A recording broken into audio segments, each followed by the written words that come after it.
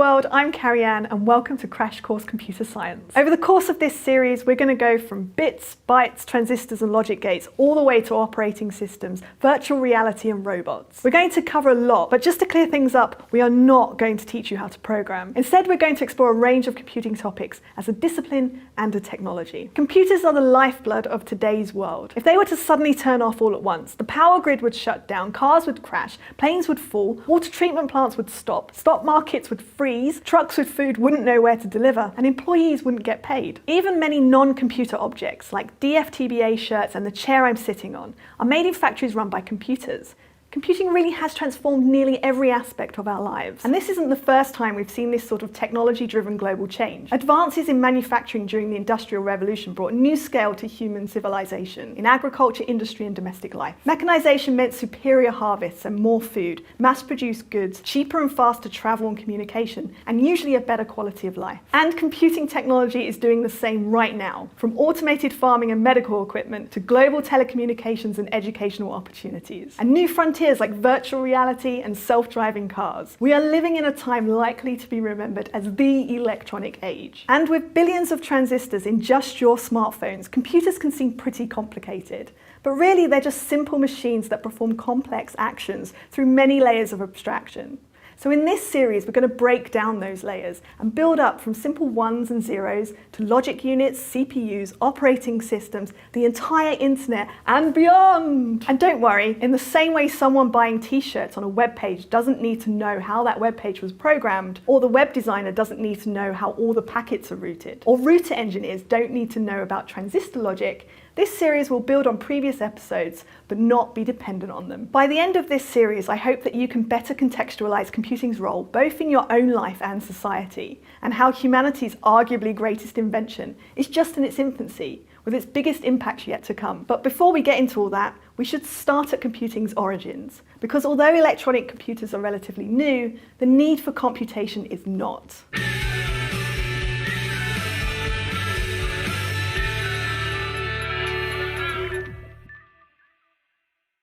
The earliest recognized device for computing was the abacus, invented in Mesopotamia around 2500 BCE. It's essentially a hand-operated calculator that helps add and subtract many numbers. It also stores the current state of the computation, much like your hard drive does today. The abacus was created because the scale of society had become greater than what a single person could keep and manipulate in their mind. There might be thousands of people in a village, or tens of thousands of cattle. There are many variants of the abacus, but let's look at a really basic version, with each row representing a different power of 10. So each bead on the bottom row represents a single unit. In the next row, they represent 10, the row above, 100, and so on. Let's say we have 3 heads of cattle represented by 3 beads on the bottom row on the right side. If we were to buy 4 more cattle, we would just slide 4 more beads to the right for a total of 7. But if we were to add 5 more after the first 3, we would run out of beads. So we would slide everything back to the left, slide 1 bead on the second row to the right, representing 10, and then add the final 2 beads on the bottom row for a total of 12. This is particularly useful with large numbers. So if we were to add 1251, we would just add 1 to the bottom row, 5 to the second row, 2 to the third row, and 1 to the fourth row. We don't have to add in our head, and the abacus stores the total for us. Over the next 4,000 years, humans developed all sorts of clever computing devices like the astrolabe, which enabled ships to calculate their latitude at sea, or the slide rule for assisting with multiplication and division. And there are literally hundreds of types of clocks created that could be used to calculate sunrise, tides, positions of celestial bodies, and even just the time. Each one of these devices made something that was previously laborious to calculate much faster, easier, and often more accurate. It lowered the barrier to entry and at the same time amplified our mental abilities. Take note, this is a theme we're going to touch on a lot in this series. As early computer pioneer Charles Babbage said, at each increase of knowledge, as well as on the contrivance of every new tool, human labour becomes abridged. However, none of these devices were called computers. The earliest documented use of the word computer is from 1613 in a book by Richard Braithwaite. And it wasn't a machine at all, it was a job title. Braithwaite said, "I have read the truest computer of times and the best arithmetician that ever breathed, and he reduceth thy days into a short number." In those days, computer was a person who did calculations, sometimes with the help of machines, but often not. This job title persisted until the late 1800s, when the meaning of computers started shifting to refer to devices. And notable among these devices was the step reckoner built by German polymath Gottfried Leibniz in 1694. Leibniz said, "It is beneath the dignity of excellent men to waste their time in calculation when any peasant could do the work just as accurately with the aid of a machine." It worked kind of like the odometer in your car, which is really just a machine for adding up the number of miles your car has driven. The device had a series of gears that turned. Each gear had 10 teeth to represent the digits from 0 to 9. Whenever a gear bypassed 9, it rotated back to 0 and advanced the adjacent gear by 1 tooth. Kind of like when hitting 10 on that basic abacus. This worked in reverse when doing subtraction too. With some clever mechanical tricks, the step reckoner was also able to multiply and divide numbers. Multiplications and divisions are really just many additions and subtractions. For example, if we want to divide 17 by 5, we just subtract 5, then 5, then 5 again, and then we can't subtract any more 5s. So we know 5 goes into 17 3 times, with 2 left over. The step reckoner was able to do this in an automated way and was the first machine that could do all 4 of these operations. And this design was so successful, it was used for the next 3 centuries of calculator design. Unfortunately, even with mechanical calculators, most real-world problems required many steps of computation before an answer was determined. It could take hours or days to generate a single result. Also, these handcrafted machines were expensive and not accessible to most of the population. Before the 20th century, most people experienced computing through pre-computated tables, assembled by those amazing human computers we talked about. So if you needed to know the square root of 8,675,309, instead of spending all day hand cranking your step reckoner, you could look it up in a huge book full of square root tables in a minute or so. Speed and accuracy is particularly important on the battlefield, and so militaries were among the first to apply computing to complex problems. A particularly difficult problem is accurately firing artillery shells, which by the 1800s could travel well over a kilometre, or a bit more than half a mile. Add to this varying wind conditions, temperature, and atmospheric pressure, and even hitting something as large as a ship was difficult. Range tables were created that allowed gunners to look up environmental conditions and the distance they wanted to fire, and the table would tell them the angle to set the cannon. These range tables worked so well, they were used well into World War II. The problem was, if you changed the design of the cannon or of the shell, a whole new table had to be computed, which was massively time-consuming and inevitably led to errors. Charles Babbage acknowledged this problem in 1822 in a paper to the Royal Astronomical Society entitled "Note on the Application of Machinery to the Computation of Astronomical and Mathematical Tables."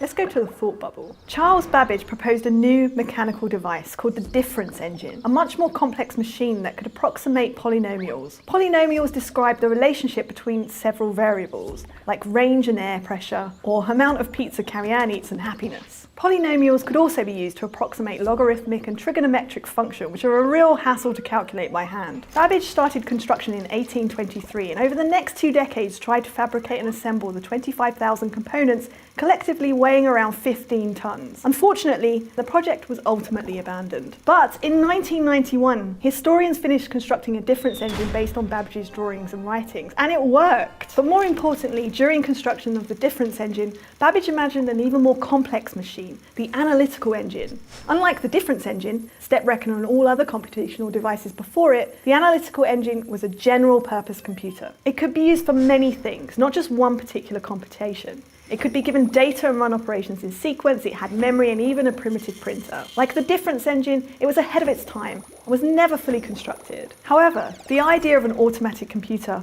one that could guide itself through a series of operations automatically, was a huge deal and would foreshadow computer programs. English mathematician Ada Lovelace wrote hypothetical programs for the Analytical Engine, saying a new, a vast and a powerful language is developed for the future use of analysis. For her work, Ada is often considered the world's first programmer. The Analytical Engine would go on to inspire arguably the first generation of computer scientists, who incorporated many of Babbage's ideas in their machines. This is why Babbage is often considered the father of computing. Thanks, Thought Bubble! So by the end of the 19th century, computing devices were used for special purpose tasks in the sciences and engineering, but rarely seen in business, government or domestic life. However, the US government faced faced a serious problem for its 1819 census that demanded the kind of efficiency that only computers could provide. The US Constitution requires that a census be conducted every 10 years for the purposes of distributing federal funds, representation in Congress, and good stuff like that. And by 1880, the US population was booming, mostly due to immigration. That census took 7 years to manually compile, and by the time it was completed, it was already out of date. And it was predicted that the 1819 census would take 13 years to compute.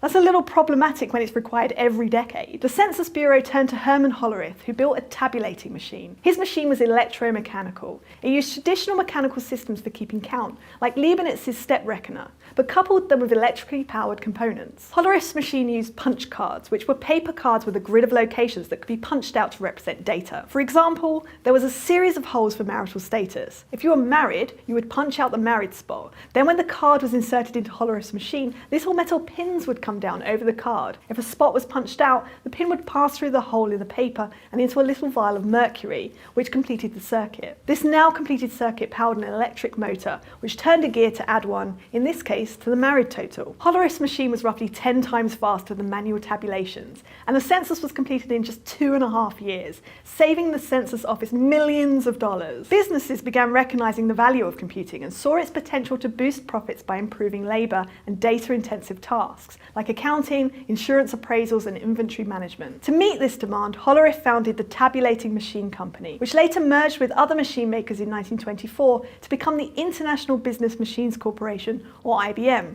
which you've probably heard of. These electromechanical business machines were a huge success, transforming commerce and government, and by the mid-1900s, the explosion in world population and the rise of globalized trade demanded even faster and more flexible tools for processing data, setting the stage for digital computers, which we'll talk about next week.